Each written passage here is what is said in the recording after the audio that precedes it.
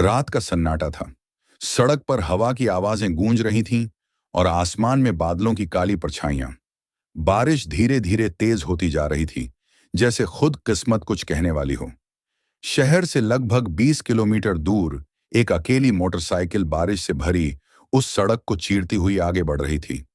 उस बाइक पर था शशांक, उम्र लगभग 26 साल, एक सॉफ्टवेयर इंजीनियर जो अपने गांव की ओर लौट रहा था। दिल में बेचैनी थी, न जाने क्यों। वो सोच रहा था, इतने साल बाद वापस जा रहा हूं, लेकिन क्या सब पहले जैसा होगा? उसके चेहरे पर हल्की थकान थी, आंखों में अधूरी नींद और मन में ढेरों बातें। बचपन में पिता छोड़कर चले गए थे। माँ ने अकेले पाला, पर कुछ साल पहले वो भी चल बसी। अब बस जिंदगी की जद्दोजहद और काम का बोझ। बारिश और बढ़ी, सड़क फिसलन भरी हो गई। शशांक ने बाइक की स्पीड कम की, मगर अगले ही पल सामने से एक तेज ट्रक की हेडलाइट्स ने आंखें चौंधिया दी। उसने ब्रेक लगाया, बाइक फिसली और एक जोरदार टक्कर। उसका शरीर सड़क पर गिर पड़ा। बारिश का पानी और खून साथ बहने लगे। चारों ओर बस अंधेरा और सन्नाटा। कुछ देर बाद दूर से आती जीप की हेडलाइट ने उस मंजर को रोशन किया। एक आदमी, लगभग 50 साल का, गाढ़े रंग की शर्ट और गीले बालों के साथ गाड़ी से उतरा। वो था दयानंद तिवारी, गांव का सीधा साधा किसान जो अपने खेतों से लौट रहा था। उसने देखा, कोई जमीन पर पड़ा है, शरीर खून से सना हुआ। बिना कुछ सोचे उसने अपना गमछा निकाला, घाव पर दबाया और बोला, बेटा, आंखें खोलो, कुछ नहीं होगा तुम्हें। कोई जवाब नहीं आया। दयानंद ने तुरंत शशांक को अपनी पुरानी जीप में उठाया और हॉस्पिटल की ओर दौड़ पड़ा। बारिश अब तूफान बन चुकी थी। सड़क पर कीचड़, अंधेरा और बस हेडलाइट की हल्की रोशनी में दयानंद का चेहरा, जिस पर चिंता और डर साफ झलक रहे थे। उसके होंठों से बस एक ही प्रार्थना बार बार निकल रही थी, हे भगवान, इसे कुछ मत होने देना। ये किसी का बेटा है, किसी का सहारा होगा। जीप हॉस्पिटल के सामने आकर रुकी। दयानंद ने हॉर्न बजाया, चिल्लाया, कोई है क्या? एक लड़का एक्सीडेंट में घायल है। लेकिन भीतर से किसी ने जल्दी दरवाजा नहीं खोला। कुछ मिनट बाद एक गार्ड आया, बोला, रात के वक्त डॉक्टर नहीं होते, सुबह आइए। दयानंद ने उसकी कॉलर पकड़ ली, आंखों में आंसू भरे हुए बोले, मर जाएगा ये तब तक, डॉक्टर को बुलाओ। आवाज में वो सच्चाई थी जो दिल को हिला दे। गार्ड घबरा गया और अंदर भागा। कुछ मिनट बाद सफेद कोट में एक डॉक्टर आया। उसका नाम था डॉक्टर विवेक मेहरा, शहर का सबसे जाना माना सर्जन, पर उतना ही सख्त और पैसे के लिए मशहूर। वो धीमी चाल में आया, मरीज को देखा और बोला, पहले एडमिट फीस दो, तब तक हम कुछ नहीं कर सकते। दयानंद ने हैरानी से देखा, साहब, मेरे पास पैसे नहीं हैं, पर मेरी जान लगा दी इस लड़के को बचाने में, आप भी दया कीजिए। डॉक्टर विवेक ठंडे स्वर में बोला, दया से इलाज नहीं होता, पैसे से होता है। शशांक की सांसें धीमी पड़ रही थीं। मशीन की बीप अब कमजोर होने लगी। दयानंद ने कांपते हाथों से अपने गले की सोने की चेन उतारी और डॉक्टर के हाथ में रखते हुए कहा, ये रख लीजिए साहब, मेरे पास बस यही है, बस इस बच्चे को बचा लीजिए। विवेक ने उसकी आंखों में झांका। वहां एक सच्चाई थी, एक इंसानियत जो आज की दुनिया में दुर्लभ थी। उसने बिना कुछ कहे सिर हिलाया और शशांक को स्ट्रेचर पर डालकर ऑपरेशन थिएटर की ओर ले गया। थिएटर के अंदर जाते वक्त उसने शशांक के चेहरे पर नजर डाली और अगले ही पल उसके पैर जैसे जमीन में जड़ गए। वो चेहरा कहीं देखा हुआ था, वो आंखें किसी याद की तरह दिल में गूंजने लगी। वो ठिठक गया और धीरे से फुसफुसाया, ये तो मेरा ही। ऑपरेशन थिएटर का दरवाजा बंद हो चुका था। बाहर गलियारे में सिर्फ मशीनों की बीप की आवाज और दयानंद तिवारी की बेचैनी गूंज रही थी। वो बार बार खिड़की से अंदर झांकने की कोशिश करता, पर शीशे के पार बस धुंधली परछाइयां दिखती। भगवान, तूने मेरी खेती सुखा दी, मेरी फसल ली, पर इस बच्चे को मत लेना। वो बड़बड़ाता रहा, हाथ जोड़कर दीवार से टिका। बारिश अब भी बाहर खिड़की से टकरा रही थी, जैसे आसमान भी उस दर्द को सुन रहा हो। ऑपरेशन थिएटर के अंदर डॉक्टर विवेक मेहरा के हाथ कांप रहे थे। उसकी निगाहें बार बार मरीज के चेहरे पर टिक जाती। हर बार जब वह शशांक के सीने पर स्टेथोस्कोप रखता, उसके अंदर कुछ टूटने लगता। ये चेहरा, ये नाम, ये शक्ल। उसका दिल धड़क उठा। वो झटके से बाहर आया, नर्स से पूछा, मरीज का नाम क्या है? नर्स ने कहा, सर, उसके वॉलेट में एक कार्ड मिला, शशांक। ये नाम सुनते ही विवेक के हाथ से फाइल गिर पड़ी। वो जैसे पत्थर बन गया। कमरे में सन्नाटा फैल गया। उसके कानों में अतीत की आवाजें गूंजने लगीं। तुम्हारे लिए पैसा सब कुछ है विवेक। अपने बेटे की तरफ एक बार देखो। अगर आज चले गए तो फिर कभी वापस मत आना। वो रात याद आ गई जब उसने अपनी पत्नी संगीता और छोटे बेटे शशांक को छोड़ दिया था।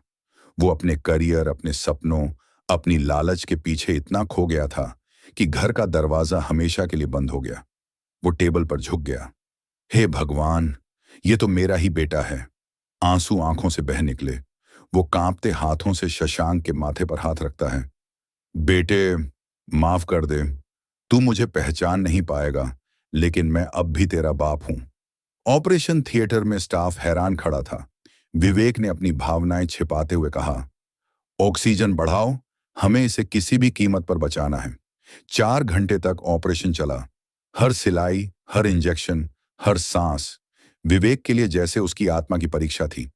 बाहर दयानंद तिवारी ठंडे फर्श पर बैठा रहा। बारिश रुक गई थी, लेकिन उसके चेहरे पर पानी की बूंदें अब भी बह रही थीं, आंसुओं की। दरवाजा खुला। विवेक बाहर आया। थकान, आंसू और राहत सब एक साथ उसके चेहरे पर झलक रहे थे। मरीज खतरे से बाहर है, उसने धीरे से कहा। दयानंद दौड़ा, हाथ जोड़ दिए। भगवान आपका भला करे डॉक्टर साहब। आपने जो किया वो कोई अपना भी नहीं करता। विवेक ने उसकी ओर देखा। उसकी आंखों में सच्चाई थी, वो सच्चाई जो उसे खुद में कभी नहीं मिली थी। उसने बस इतना कहा, इसे अभी आईसीयू में रखो, मैं खुद निगरानी करूंगा। रात बीती। सुबह की हल्की धूप हॉस्पिटल की खिड़की से अंदर आई। शशांक अभी भी बेहोश था, पर सांसें स्थिर थीं। डॉक्टर विवेक उसके पास बैठा था। पूरे समय वहीं वो उसके बचपन की बातें याद कर रहा था। कैसे वो छोटा शशांक हर शाम उसके पास आता था और कहता था, पापा, आप कब घर आएंगे? और वो जवाब देता था, जब बड़ा आदमी बन जाऊंगा। वो बड़ा आदमी तो बन गया, पर अब अपने बेटे की सांसों की गिनती कर रहा था। दोपहर में नर्स ने कहा, सर, मरीज को होश आने लगा है। विवेक का दिल जोर से धड़कने लगा। वो आगे बढ़ा। शशांक की पलकों में हलचल हुई। धीरे धीरे उसने आंखें खोली। चारों तरफ सफेद दीवारें, मशीनें और सामने खड़ा एक आदमी जिसकी आंखों में आंसू थे। शशांक ने कमजोर आवाज में पूछा, आप कौन हैं? विवेक कुछ नहीं बोला, बस मुस्कुराया। मैं वो हूं जिसने तुम्हें वापस लाया है। शशांक को कुछ समझ नहीं आया। उसने धीरे से कहा, धन्यवाद, आपने जान बचाई मेरी। विवेक ने सिर झुका लिया। आंखों से आंसू टपक पड़े। वो चाहता था सब कुछ कह दे, मैं तुम्हारा पिता हूं शशांक, पर उसके गले से आवाज नहीं निकली। उसने बस धीरे से कहा, आराम करो बेटे, बहुत कुछ कहना बाकी है। शाम ढल चुकी थी। अस्पताल के गलियारे में हल्की पीली रोशनी झिलमिला रही थी। आईसीयू के कमरे में अब सिर्फ मशीनों की आवाज और दवाइयों की हल्की गंध थी। शशांक अब होश में था, कमजोर जरूर, लेकिन जिंदा। और उसकी हर सांस जैसे किसी की टूटती हुई आत्मा को जोड़ रही थी। बिस्तर के पास डॉक्टर विवेक बैठा था। विवेक कुछ नहीं बोला। उसकी आंखें बस शशांक पर टिकी थीं। उस रात विवेक घर नहीं गया। वो अस्पताल के कॉरिडोर में बैठा, पुरानी फाइलों और यादों में खो गया। उसके मन में आवाजें गूंज रही थीं, संगीता की, अपने बेटे की, उस पुराने घर की जिसे उसने अपने हाथों से तोड़ा था। वो जब छोटा था हमेशा कहता था, पापा डॉक्टर हैं तो मैं भी बनूंगा डॉक्टर। मैंने कभी गौर नहीं किया, मैंने कभी देखा ही नहीं कि वो कितना बढ़ गया। आंसू उसके दस्ताने पर गिर पड़े। उसने धीरे से कहा, भगवान ने मौका दिया है मुझे, इस बार अगर खो दिया तो मैं जी नहीं पाऊंगा। अगले दिन सुबह शशांक को वार्ड में शिफ्ट कर दिया गया था। वो खिड़की के पास बैठा बाहर देख रहा था। सूरज की किरणें उसके चेहरे पर पड़ रही थीं। उसने गहरी सांस ली, जैसे जिंदगी को फिर से महसूस कर रहा हो। तभी विवेक अंदर आया। कैसा लग रहा है अब? उसने पूछा। बहुत बेहतर, शशांक ने कहा। पर एक बात कहूं, जब भी आप पास होते हैं, एक अजीब सी शांति महसूस होती है। जैसे वो रुका, जैसे कोई अपना हो। विवेक का दिल भर आया। उसने जवाब नहीं दिया, बस मुस्कुराया और उसकी रजाई ठीक कर दी। शशांक ने पूछा, सर, मैं डिस्चार्ज कब हो पाऊंगा? कुछ दिन और लगेंगे बेटे, विवेक ने कहा। शरीर ठीक हो रहा है, पर कुछ घाव ऐसे हैं जो धीरे भरते हैं। उसकी आवाज में गहराई थी, जैसे वो खुद से बात कर रहा हो। शाम को दयानंद अपनी बेटी अनवी को लेकर आया। अनवी लगभग 23 साल की, सादगी से भरी, लेकिन आंखों में अद्भुत करुणा। वो शशांक के लिए घर से बना खिचड़ी लेकर आई थी। आपको बाहर का खाना नहीं खाना चाहिए, ये लीजिए, मैंने खुद बनाई है, उसने कहा। शशांक मुस्कुराया, धन्यवाद, ये तो बहुत अच्छा किया आपने। अस्पताल का खाना तो जैसे सजा है। अनवी हंस दी, ठीक होने के बाद गांव आना, पापा आपको खेत दिखाएंगे। विवेक ये सब देखता रहा। वो सोच रहा था कि किस्मत ने कितनी उलझी हुई डोरें बुनी हैं। एक अजनबी ने उसके बेटे को बचाया, और अब उसी अजनबी की बेटी उसके बेटे की मुस्कान की वजह बन रही थी। रात को शशांक सो गया। विवेक उसके पास बैठा रहा। उसने उसके माथे पर हाथ रखा, बहुत धीरे से बोला, बेटे, तू नहीं जानता तू मेरे लिए क्या है। मैंने तुझे खो दिया था, पर तू वापस आ गया। फिर उसकी आंखें नम हो गईं। काश मैं समय को पलट पाता, काश तेरी मां को बता पाता कि मैंने तुझे बचाया है। लेकिन सच कब तक छिप सकता है?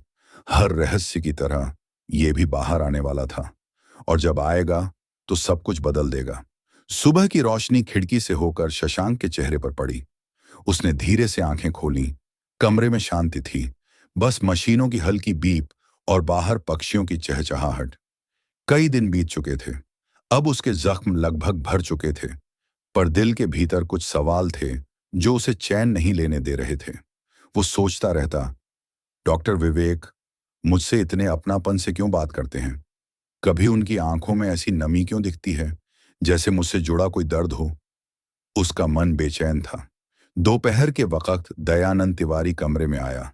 हाथ में नारियल पानी और मुस्कान लिए बोला, बेटा, अब तो तू बिल्कुल ठीक लग रहा है। जल्दी डिस्चार्ज हो जाएगा तू। शशांक मुस्कुरा दिया, हाँ अंकल, आपके और डॉक्टर साहब के कारण आज जिंदा हूं। दयानंद बोला, डॉक्टर साहब तो रात दिन तेरे पास रहते हैं बेटा। ऐसा समर्पण मैंने कभी नहीं देखा। फिर धीरे से जोड़ा, उनकी आंखों में कुछ है, जैसे वो तुझे किसी अपने की तरह देख रहे हों। शशांक कुछ बोल नहीं पाया, बस सोच में डूब गया। उस शाम अस्पताल की गलियों में हलचल थी। नर्सें इधर उधर भाग रही थीं। विवेक अपने केबिन में बैठा था, आंखें बंद, हाथों में एक पुरानी फोटो ली। उस फोटो में एक छोटा बच्चा अपनी मां की गोद में हंस रहा था। वो फोटो का कोना सहलाते हुए बोला, ये वही हंसी है जो आज भी मेरे कानों में गूंजती है। उसने धीरे से कहा, संगीता, तुम्हारा बेटा अब मेरे सामने है, जिंदा है, पर मुझे डर है, अगर उसे सच्चाई पता चली तो वो मुझसे नफरत करेगा। तभी दरवाजा खटखटाने की आवाज आई। विवेक ने जल्दी से फोटो दराज में रख दी। दरवाजा खुला। सामने शशांक खड़ा था। सर, थोड़ा समय मिलेगा? उसने पूछा। विवेक थोड़ा घबरा गया, पर बोला, हाँ आओ बेटे, बैठो। दोनों आमने सामने बैठे। शशांक बोला, सर, मैं जानना चाहता हूं, उस रात जब मुझे लाया गया था, आपने मुझ पर ऑपरेशन क्यों लिया? इतने सारे डॉक्टर होते हैं, आपने क्यों? विवेक के होंठ कांप उठे। क्योंकि क्योंकि मैं नहीं चाहता था कि जिंदगी फिर से किसी बेटे को उसके पिता से छीन ले। शशांक थोड़ा चौंका। आप क्या कहना चाहते हैं? विवेक ने गहरी सांस ली। उसकी आंखों में आंसू थे। शशांक, मैं तेरा पिता हूं। कमरे में सन्नाटा छा गया। शशांक कुछ पल के लिए जैसे पत्थर बन गया। उसके दिल में एक झटका लगा, सांसें तेज हो गईं। क्या कहा आपने? विवेक आगे झुककर बोला, हाँ बेटा, मैं वही विवेक मेहरा हूं जिसने सालों पहले अपनी पत्नी और तुझे छोड़ दिया था। मैंने उस दिन सिर्फ पैसा देखा, रिश्ते नहीं। मैं पापी हूं, पर भगवान ने मुझे एक मौका दिया, तुझे फिर से देखने का, तुझे बचाने का। शशांक की आंखों में आंसू भर आए। उसने कहा, आपको पता भी है आपने क्या किया था? माँ ने कितना रोया था आपके लिए, और मैं मैं हर जन्मदिन पर आपका इंतजार करता था। विवेक रो पड़ा। मुझे सब याद है बेटे, हर वो गलती जिसने मुझे इंसान से पत्थर बना दिया। लेकिन जब तू उस रात मेरे सामने लहूलुहान पड़ा था, तब मुझे लगा भगवान ने मुझे सजा नहीं, मौका दिया है। दोनों की आंखों से आंसू बहने लगे। वो पल जैसे वक्त को रोक देना चाहता था। विवेक ने हाथ बढ़ाया। अगर चाहे तो मुझे माफ मत करना, पर इतना जरूर कह दूं, आज मैंने तुझे नहीं बचाया, तूने मुझे बचा लिया। शशांक धीरे धीरे उठा। वो आगे बढ़ा और अपने पिता को गले लगा लिया। विवेक की आंखें फूट कर रो पड़ीं और बाहर खड़ा दयानंद तिवारी वो दृश्य देखकर चुपचाप आंसू पोंछता रहा।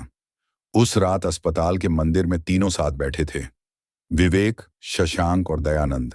दयानंद ने कहा, भगवान जब सजा देता है तो रास्ता भी खुद बना देता है। आज जो हुआ वो सिर्फ इंसानियत की वजह से हुआ, न कि रिश्तों की। शशांक ने अपने पिता की ओर देखा। कभी कभी वक्त देर से जवाब देता है, पर देता जरूर है। विवेक ने शशांक का हाथ थाम लिया। अब कभी नहीं छोड़ूंगा तुम्हें। समय बीतता गया। शशांक अब पूरी तरह से स्वस्थ था। अस्पताल से डिस्चार्ज का दिन आ चुका था। पर उस अस्पताल की दीवारों के बीच जो कुछ हुआ, उसने कई जिंदगियां बदल दी थीं। डॉक्टर विवेक मेहरा अब पहले जैसे नहीं थे। वो जो कभी सिर्फ पैसे में लोगों की कीमत तौलता था, आज हर मरीज में अपने बेटे, अपनी गलती और एक नई उम्मीद देखता था। वो हर दिन भगवान के आगे सिर झुकाता। धन्यवाद प्रभु, तूने मुझे वो लौटा दिया जिसे मैंने खो दिया था।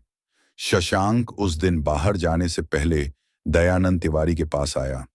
वो अब उसके लिए सिर्फ एक अजनबी नहीं, बल्कि एक पिता जैसा इंसान बन चुका था।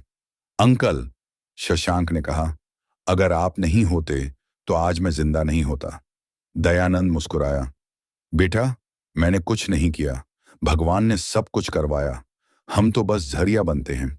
अगर उस रात में रुक जाता, सोचता कि मुझे क्या मतलब, तो शायद आज तेरी सांसें नहीं चल रही होती। शशांक ने उनके पैर छुए। आप मेरे लिए दूसरे पिता जैसे हैं। विवेक वहीं खड़ा था। उसकी आंखें भर आईं। एक तरफ वो पिता जिसे उसने खोया था, और दूसरी तरफ वो इंसान जिसने उसका बेटा लौटाया। कई हफ्तों बाद शशांक दयानंद के गांव पहुंचा। वहां हरियाली, मिट्टी की खुशबू और सच्चे दिलों की गर्माहट थी।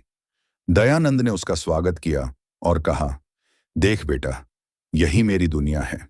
यहां लालच नहीं, बस मेहनत और दुआएं हैं। शशांक ने मुस्कुराते हुए कहा, यही तो असली जिंदगी है अंकल। शहर में तो हर कोई भागता है, यहां लोग जीते हैं। तभी पीछे से आवाज आई, तो अब आप भी यहीं रह जाइए ना, हम सबको अच्छा लगेगा। वो थी अनवी, दयानंद की बेटी।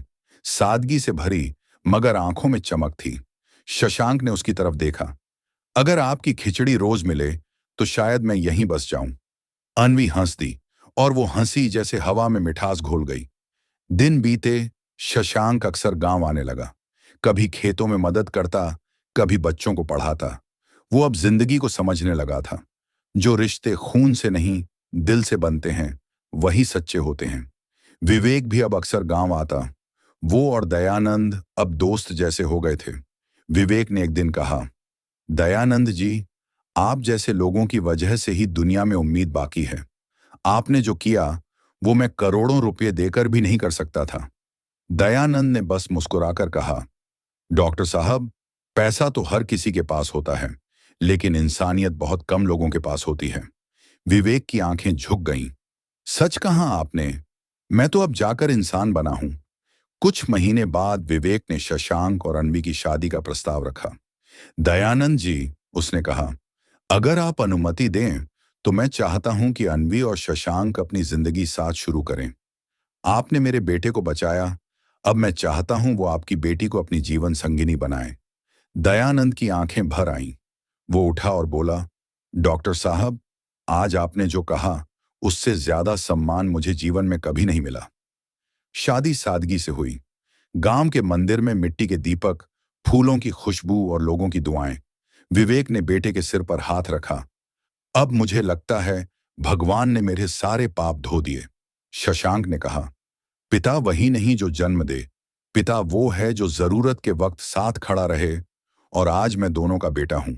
दयानंद ने दोनों के हाथ एक दूसरे में रख दिए। बस इतना याद रखना, रिश्ते पैसे से नहीं, कर्म और दिल से बनते हैं। शाम को शादी के बाद जब सूरज ढल रहा था, विवेक, दयानंद और शशांक एक साथ मंदिर के सामने बैठे थे। विवेक ने कहा, जिंदगी ने बहुत कुछ सिखाया है। पहले सोचा करता था पैसा ही ताकत है, आज समझ आया कि माफी और इंसानियत सबसे बड़ी ताकत है। शशांक ने आसमान की ओर देखा। मां होती तो खुश होती, वो हमेशा कहती थीं कि दिल का डॉक्टर बनो, सिर्फ शरीर का नहीं। विवेक मुस्कुरा उठा, और आज तू वही बन गया है बेटा। समाज के लिए सीख, इस दुनिया में हर इंसान के पास पैसा नहीं होता, पर दिल सबके पास होता है। जब तक हम इंसानियत को नहीं समझेंगे, तब तक कोई अस्पताल, कोई दौलत, कोई नाम हमें सच्चा नहीं बना सकता। पैसे से इलाज मिलता है, पर जिंदगी नहीं। इंसानियत ही वो दवा है जो हर जख्म को भर देती है।